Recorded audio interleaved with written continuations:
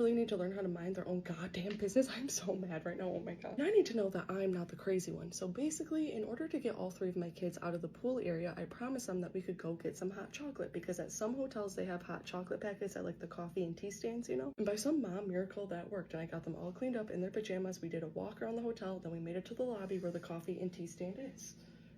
But of course there was no hot chocolate, but they did have tea bags that were weirdly unwrapped from their original packaging, which I thought that was very unsanitary. But my kids were pissed about the hot chocolate, so I was like, let's make a cup of tea. And they were like, yeah, and I'm like, yeah. Then an employee comes from around the corner and just stands behind us and is staring at us for so long that I felt so uncomfortable, to the point where I was like, do you need something? Are we in your way? And in return, she says, I hope you're not giving those kids coffee. And I said, bitch, I had no intentions on giving my kids coffee, but even if I did, that's none of your business. You were overstepping all of your boundaries right now. Get the fuck out of here. And she didn't even walk away. She just stood there and stared at us. And I pulled out my phone to start recording because I felt so uncomfortable. I'm like, she's totally gonna escalate this. She's a Karen, like, oh my god. And I'm not the one. We're not playing this game right now, lady. Then I pour the water into the cup, and it was cold water. So I just tossed the cup into the garbage can and we walked back to the room. Then about an hour later, I get a knock on my door, and it's the same lady, and she's screaming in my face saying, how come on the computer it says that you have one kid and one adult, and you clearly have 3 kids and 1 adult in this room? And then this fucking freak has the audacity to say, oh, and I see that they're still awake. I said, oh, I see you're still being a nosy fucking cunt. I'm allowed to say that because she was being a fucking cunt, okay? I collect my thoughts because I very vividly remember filling out the check-in sheet and putting 1 adult and 3 kids and hesitating because there was a male checking me in, and I was like, I don't want him to know that I'm alone with 3 kids in my room, so I know that it says 1 kid and 3 adults on that fucking paper. So I tell her that. I said, go look at the paperwork. Go look at what I signed when I check in. It says all of the correct information on there. I don't give a damn what your fucking computer says. Go check your information before you go and harass guests. And then she gets closer in my face and yells, I'm getting you kicked out of this hotel, and then runs down the hallway.